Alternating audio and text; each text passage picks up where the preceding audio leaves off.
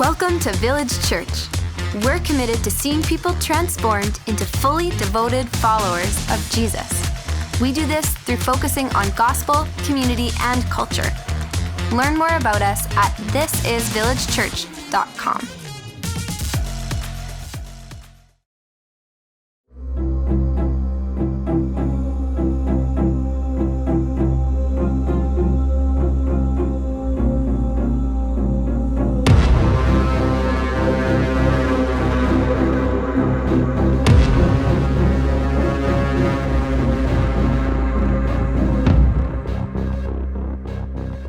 Well, good morning, everybody. Good to be with you this morning. My name is Victor, and as you heard, we are in a series called Jesus in His Own Words.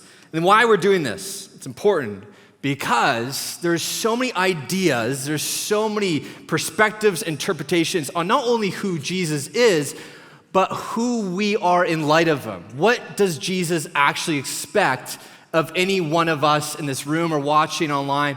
What is a disciple?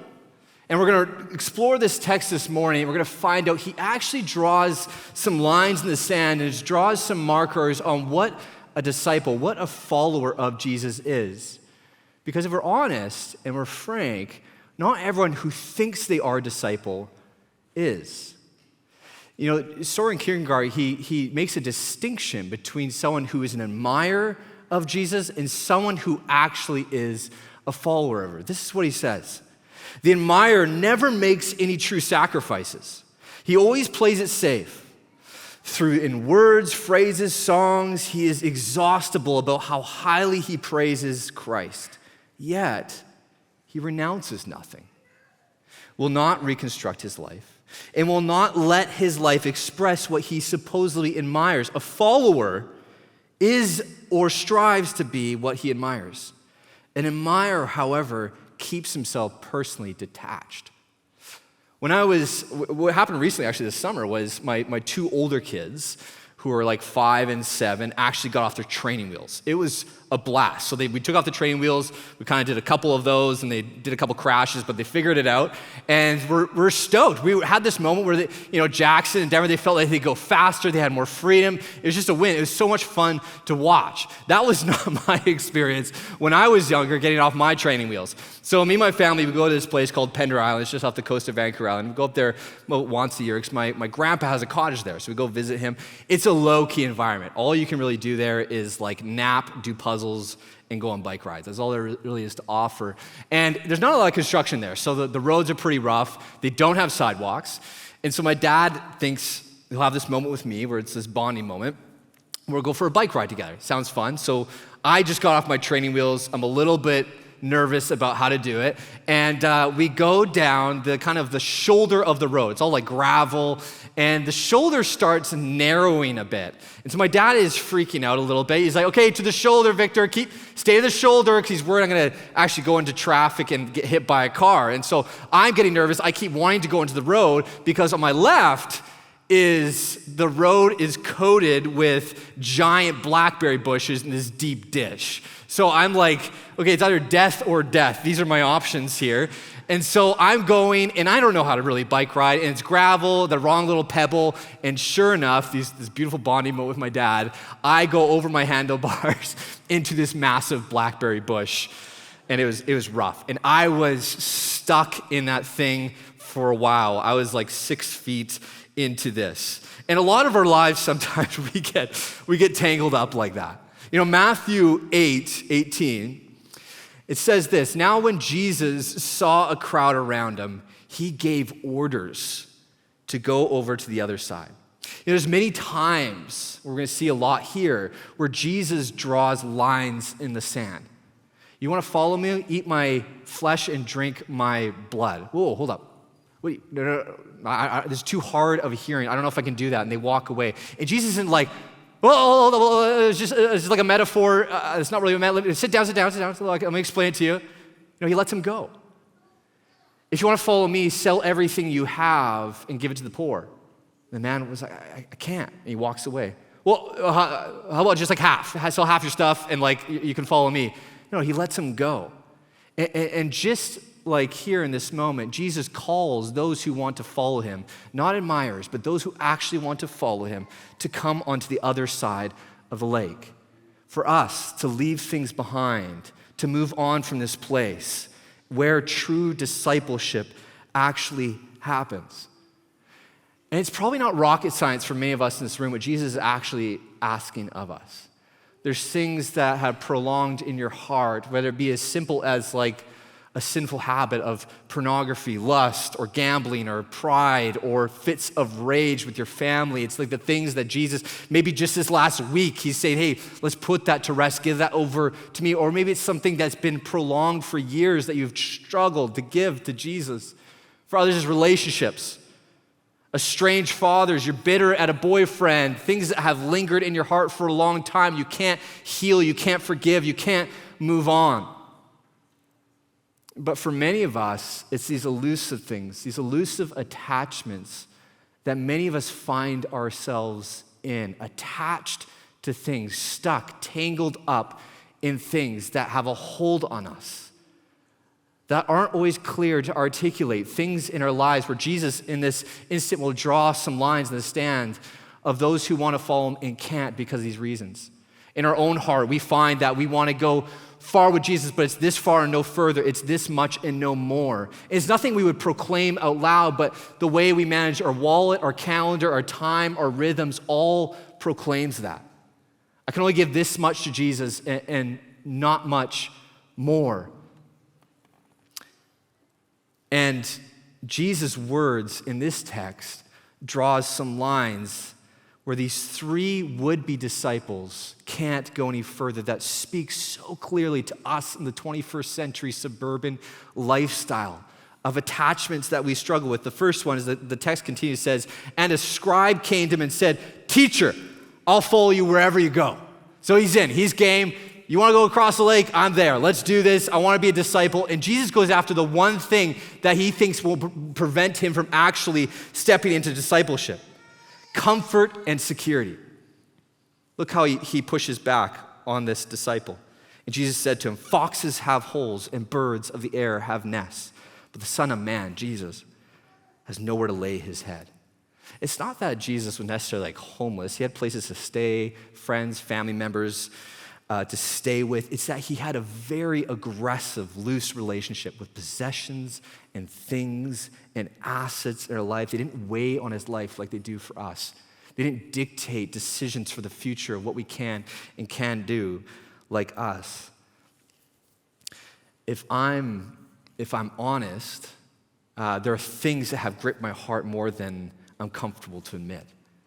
When the interest rates have started to skyrocket more and more and more than we have seen in the last 8 to 20 years, when the Bank of Canada is doing things that seem sporadic and economists don't really have a gauge on, it feels out of nowhere and doesn't know where the future is going to be with prices, mortgages, all these things that come down to bills for you and I, my heart kind of gets stuck in these things. And I start to think on, well, what are these big ticket items? Just being in a home of what if the roof leaks? What if the foundation cracks? Or what if the furnace goes? And I start to think and mull on these things, and they carry more weight in my life than I want to admit. This place where I think I find actually quite a bit of comfort and security. And when I bring those things to Jesus, and I say, I expect him to bring peace and just to make those things go away in my thinking. And almost in a sense, he kind of pushes back and says, of course those things are going to go. Of course your furnace is going to break. Of course your water tank's going to leak. Of course your roof might leak. It's a house. And he assures me this Proverbs 18 idea is, I am a strong fortress which you reside, will never break, will never crumble, will never go away. It will be forever, for all of eternity, where you find comfort and security. And the idea of comfort and security, where I find also pivots to him. And nothing's changed circumstantially, but this peace comes to me of knowing that where I find security is in him and not an asset, not a portfolio. And it's not so much that Jesus cares if you own a home or not, especially in this market, or if you have a big stock portfolio or certain things that retirement plans set out for you. No, some of those things are great and good, and God blesses us. We get that. But it's when life hits you hard, which it will, and we find ourselves thinking, look in the mirror, am I going to be okay? Are we going to make it? Do I have a future here? We don't get this sigh of relief thinking about our assets, our portfolio. We take this sigh of relief knowing, there is the King of the universe that promises to take care of me. That's where I put my trust. That's where a sense of security comes, because if it's in something else, right now in this room or watching online, if it's in something else you place that, you have to protect it at all costs. That's where security is. You become an island into yourself. And when Jesus provokes you to mission and obedience and following him more and more and more, giving up certain things, it becomes difficult because you gotta protect. I want you and your family actually to go to Uganda, join Kawasha just for 2 months. I wanna expose your kids to the mission of Jesus across the world, that they grow a passion, the thing that I'm doing. I don't know if this is a good time for us to go. If I actually leave my house for 2 months, my home insurance might go void, and what if something happens? I want you to not take that job. I want you to take this one instead. Well, this job, I'll get approved for a detached home. I can have a yard for my kids. We've always dreamed and wanted that for our kids to engage with. I want you to actually sell that investment property because there's something I want to do in this nonprofit organization, and I want you to partner with me in it. The market's not great right now, God.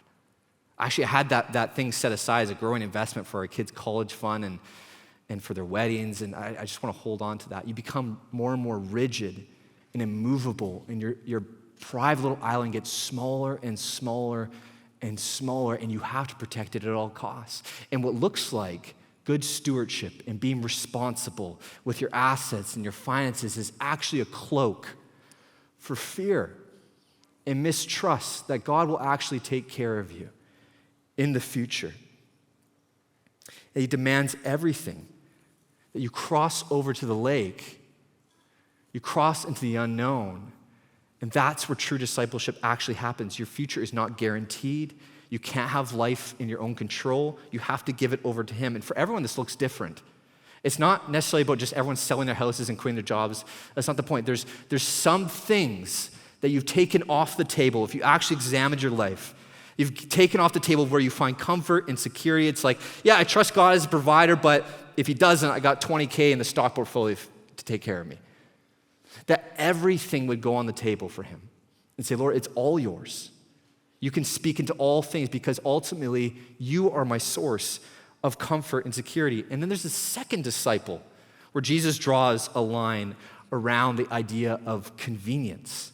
The text continues, it says in verse 21, another disciple said to him, Lord, let me first go and bury my father. And Jesus said to him, follow me and leave the dead to bury their own dead. Wow, okay.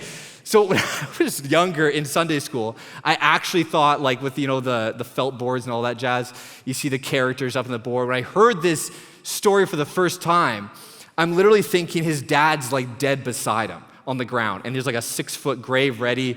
He's just like, Jesus, can I roll him over and like just put some dirt on it? And like, can you give me like 10 minutes? I just need like 10 minutes.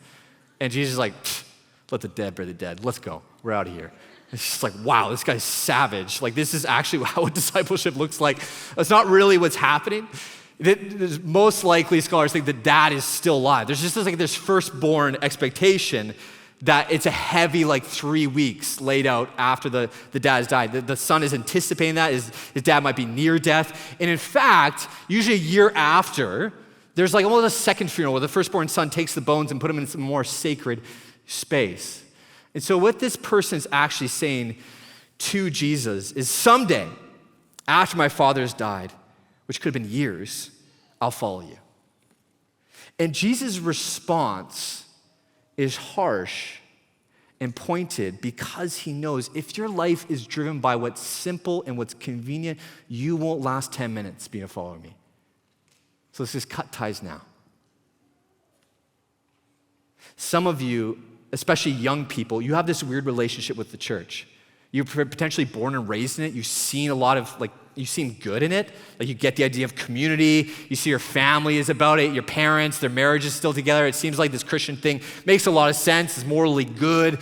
You're about it. You get it. But you're kind of in your prime years of your life that you don't know if you want to lean in quite yet. You have this one-day mentality Right now, I'm about to step into college, and these are such great years. I just want to have fun and kind of let loose, and I don't know if I want to give up this area of my life. Yeah, I'm in a relationship. Yeah, I know Jesus might think it's not healthy right now, but I'm having a lot of fun right now. I just want to enjoy life. Jesus' sexual ethic seems really rigid. It's like, I get it. It's like for older, more boring people, but for me, it's like, I'm in my college years. I got options here. I just want to, you know what I mean? Like, and you think you have this mentality of one day that you'll go around the circuit, enjoy whatever pleasure or thing in your life, relationship, and you'll kind of make a full circle where we have this posture of now I'm ready to follow Jesus. And that never happens. I've never experienced that where you get your fill of the world, because that's not how it ever works. That your appetites are fully quenched and you're ready to say, okay, now I'm ready to follow Jesus. No. As you inhale more and more, your appetite grows. Sin is never quenched. The appetite is never met. It wants more of you. It wants all of you.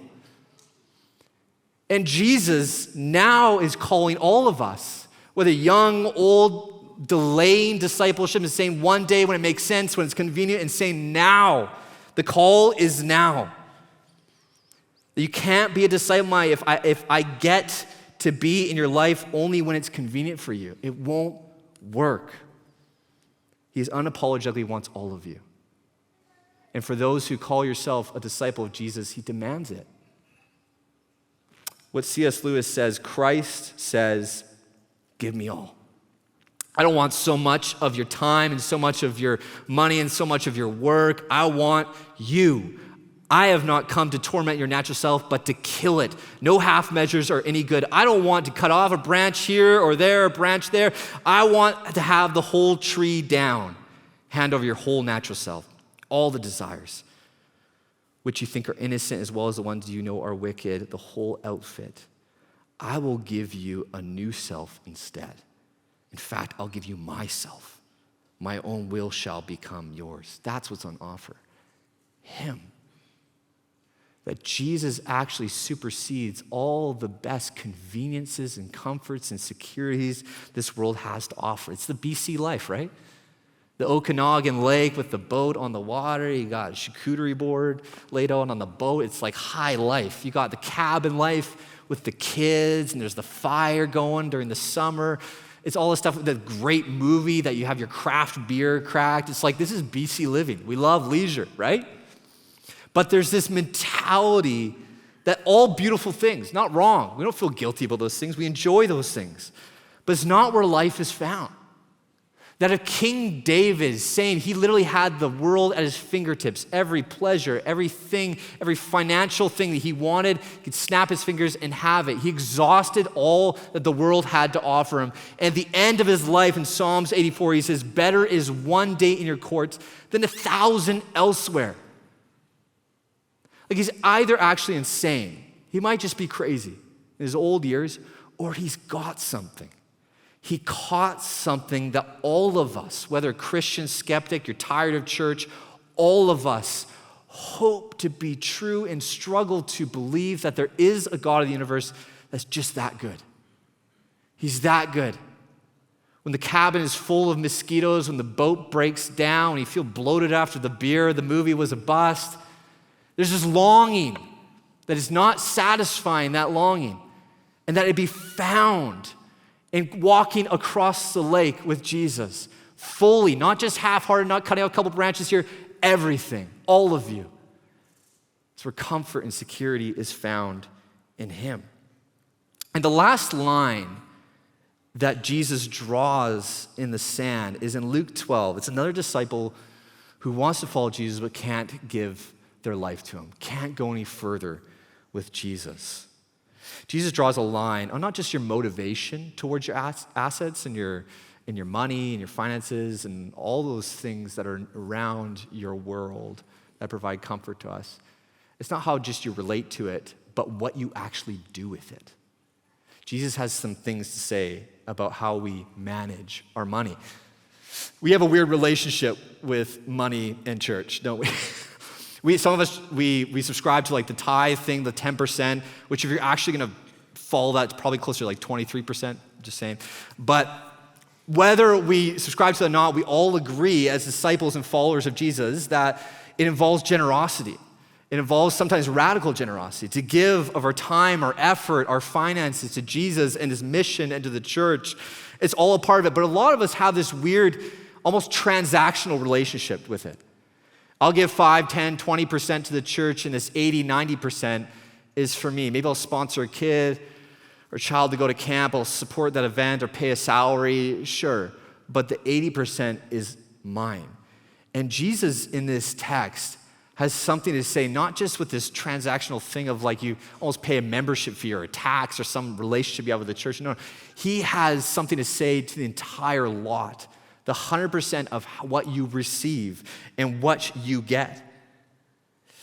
So much so that he almost provides a double warning. Read this text with me, Luke 12. Someone in the crowd said to him, this other disciple, "Teacher, tell my brother to divide the inheritance with me." Jesus replied, "Man, who's appointed me a judge or arbiter between you?" Then he said to him, "Watch out, be on guard," this double warning, "against all kinds of greed. Life does not consist in an abundance of possessions." He draws another line.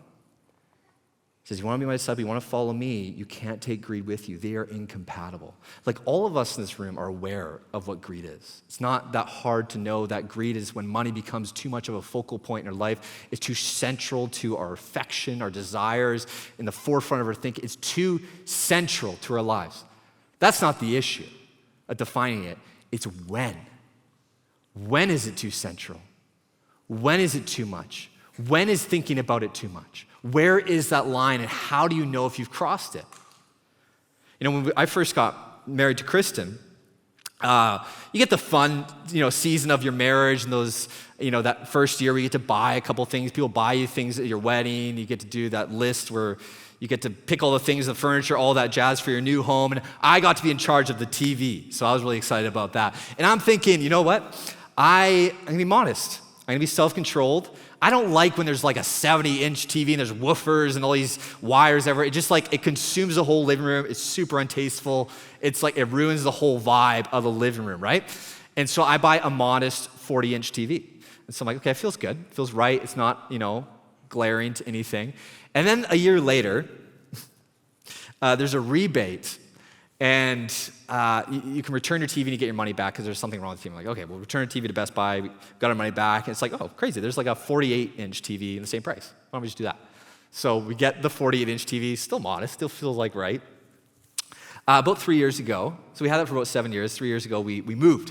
And so when you move to a new place, you get the opportunity to sell some furniture pieces or sell, some things that maybe don't fit in your new space. So you try and shuffle things around and buy some new pieces. I bought a 65-inch TV. And it's huge. It's overbearing, and I love it. And then a couple weeks ago, my brother, he moved into town. So he's been in Ottawa for 10 years, and he moved to Vancouver, him and his family. And so he's buying some pieces for his house. And he's like, yo, man, I found the same TV as you, but it's a 75-inch, and it's the same price. Oh, okay.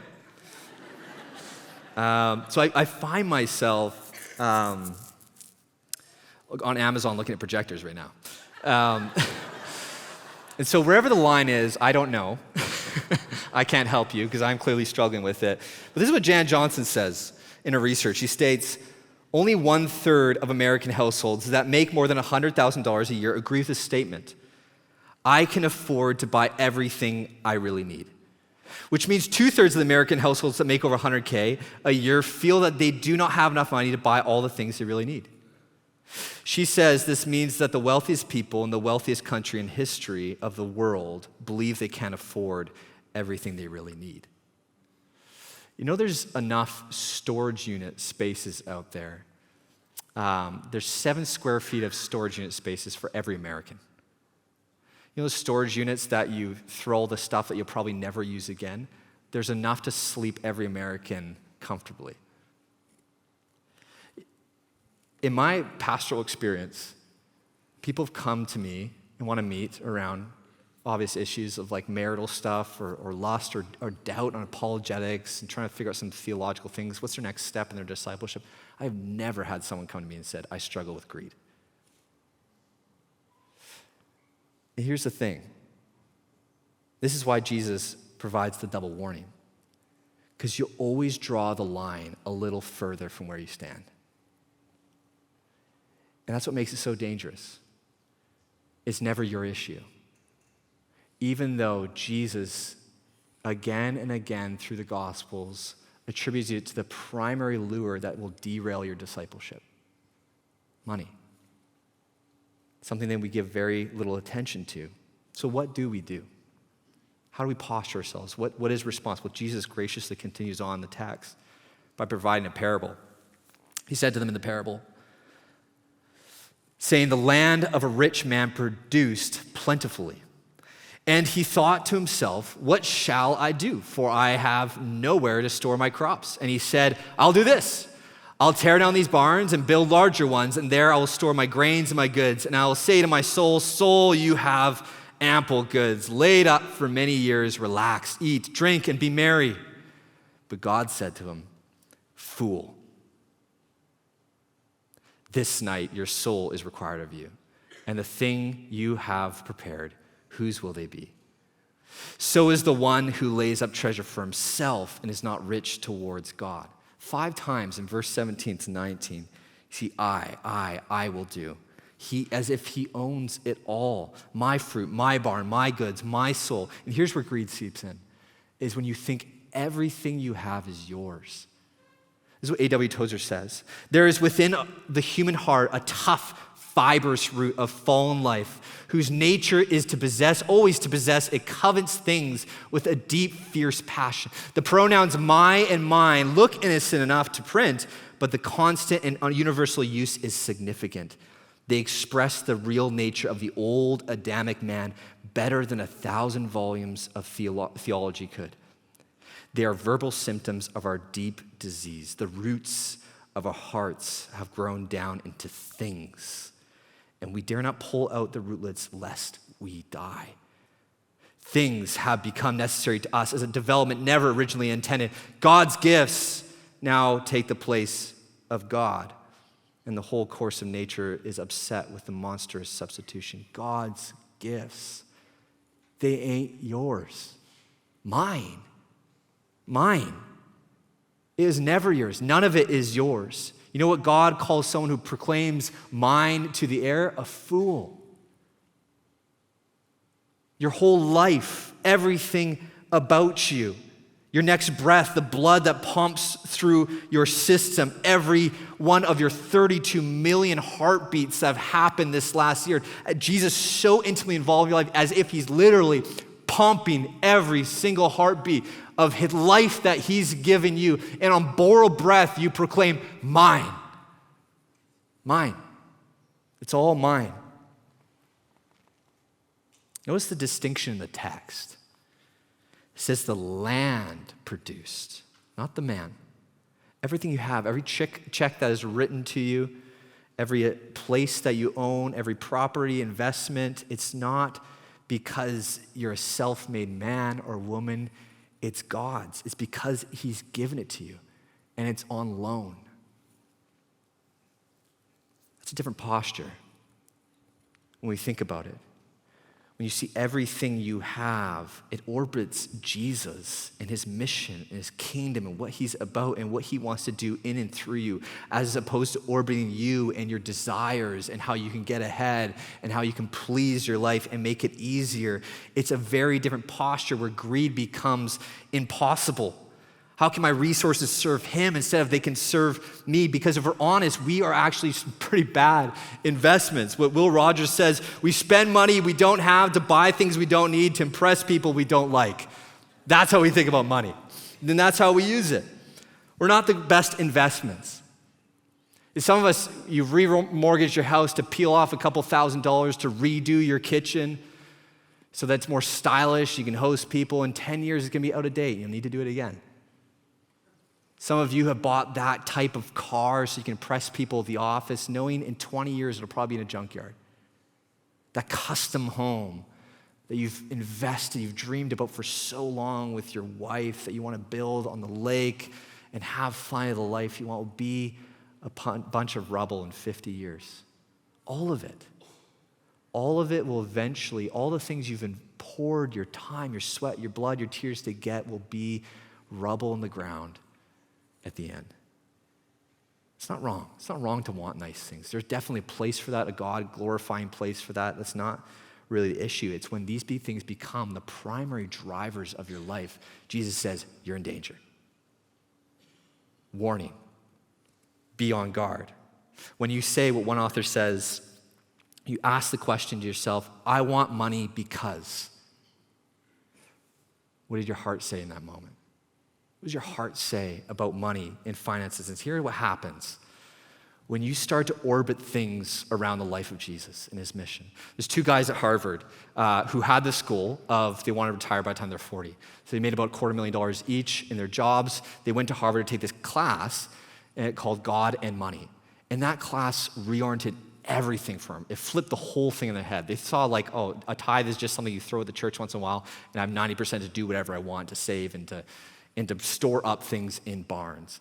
And the whole class flipped everything for them. So much so they're curious about like, okay, how do we actually use money? How do we think about money? That they go to there's a Christian club in Harvard, and there's about 300 alumni, people who've graduated through that class, and they actually do an anonymous survey to those 300, just hoping maybe 3 people will answer. Almost everyone answers the survey, and they ask like intense questions. What's your net worth? How do you spend your money? What does generosity look like you?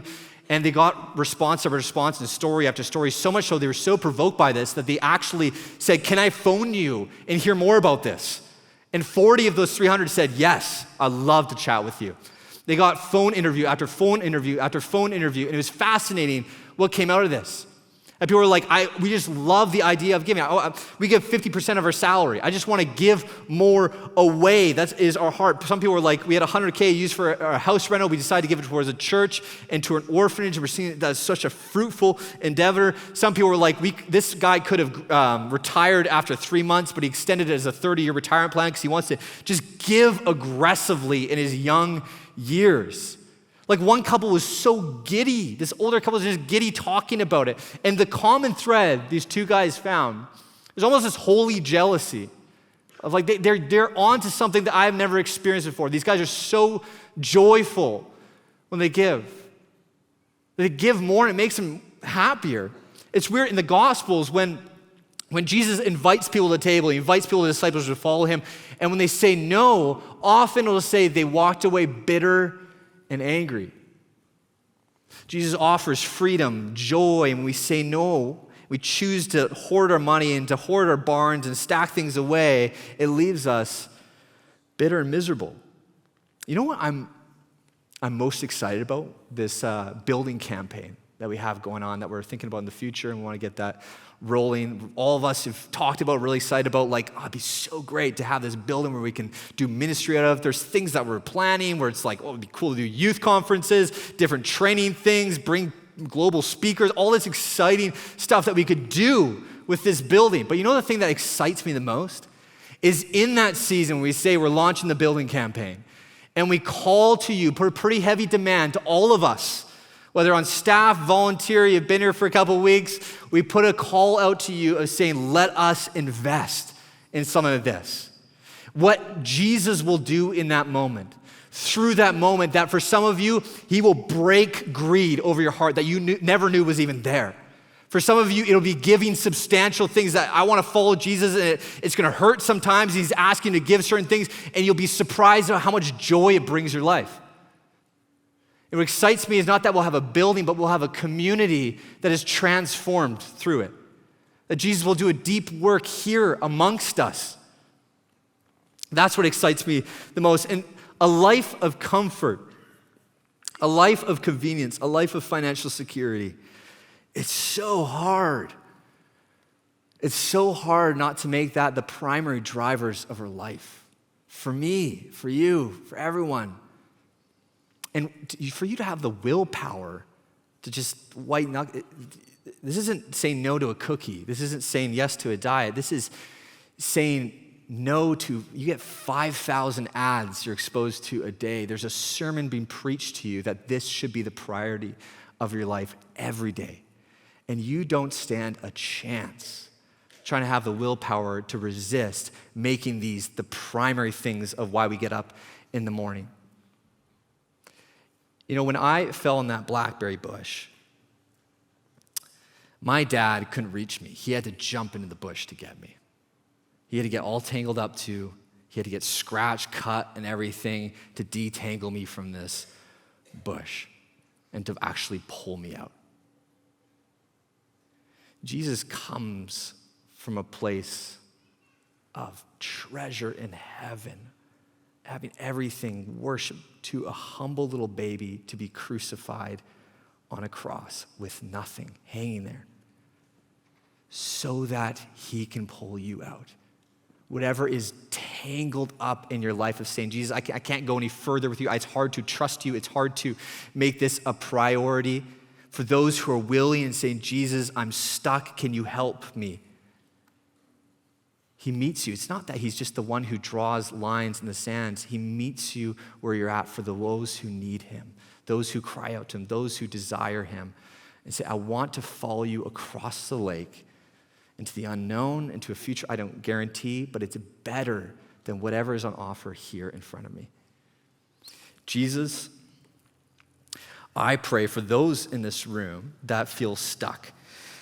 There's just a glooming fear of just like the reality of like the news, like we don't know where Canada's going, inflation, all this stuff. There's talks about recession. It's all these just like bad narratives that are leaking out there. I pray in the midst of it, we'll cut through that fog as there is a God who takes care of us. There is a God who detangles fear and greed from our hearts that so easily binds us up. Knowing that we don't invest in this world, but there is a strong tower that we can run to that is eternal. It's you. No matter what happens, the winds and the waves that move against us, that we would be rock solid in you. For those in this room who just feel like they've tightened things up, they're an island in themselves, and they haven't enjoyed really stepping into the unknown with you. They haven't enjoyed stepping into the mission of Jesus because they have to so eagerly protect what's theirs. Lord, would they get glimpses, would they get clues of how good it is to be with you in the mission of Jesus, to give, to be a person of radical generosity with our time, our efforts, our giving, our resources, that is where life is found, in the unknown with Jesus. That is true discipleship. Help us be disciples of Jesus. We pray this in your name. Amen.